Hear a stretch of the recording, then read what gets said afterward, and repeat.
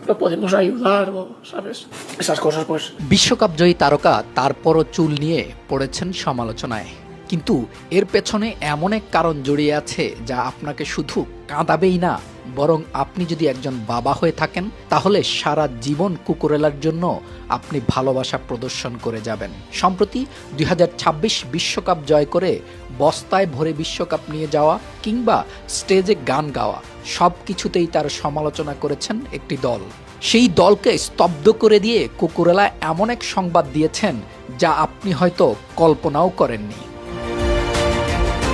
এক ইন্টারভিউতে তিনি তার চুলের আর নিজের সমালোচনার প্রশ্নে ছেলে মাতেওর কথা জানান। তিনি বলেন, আমার একটি ছেলে আছে, নাম মাতেও।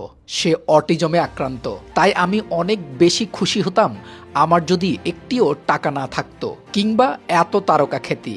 এর কিছুই আমার দরকার ছিল না, শুধু যদি আমার ছেলে অটিজমে আক্রান্ত না হয়ে আর সবার মতো স্বাভাবিক হতো। এ কথা বলেই কুকু চোখের জল মুছতে থাকেন।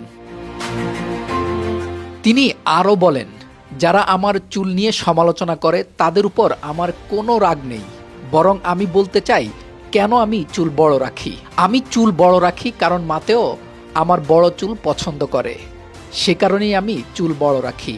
আর আমার মনে সব সময় ভয় হয় যদি কোনো কারণে সে আমাকে ভুলে যায়, যেন এই লম্বা চুলের কারণে সে আমাকে মনে করতে পারে। ছেলের কথা বলতে গিয়ে কুকুর কান্নার এই ভিডিও মুহূর্তেই ভাইরাল হয় সারা বিশ্ব জুড়ে। সমালোচকরা মাথা নিচু করে তার প্রতি ভালোবাসা আর সম্মান জানাতে থাকে। অনেক বাবা মা যাদের সন্তান এমন স্পেশাল, তারা আরও বেশি করে তাকে সাহস দিতে থাকেন। এ যেন মানুষের আজন্ম এক ভালোবাসার বন্ধন।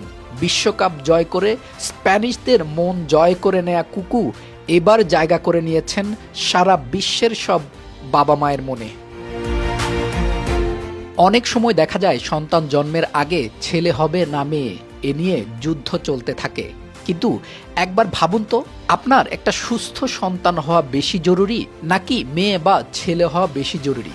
তাই সন্তান হওয়ার আগে কি হবে তা না ভেবে একবার ভাবুন আপনার একজন সুস্থ সন্তান যেন হয়। আল্লাহ যেন এমন কোনো সন্তান না দেয় যার জন্য কুকুর মতো আপনারও সব ছেড়ে দিতে মন চাইবে, তবুও কিছুই করার থাকবে না, শুধু নীরবে কাঁদা ছাড়া।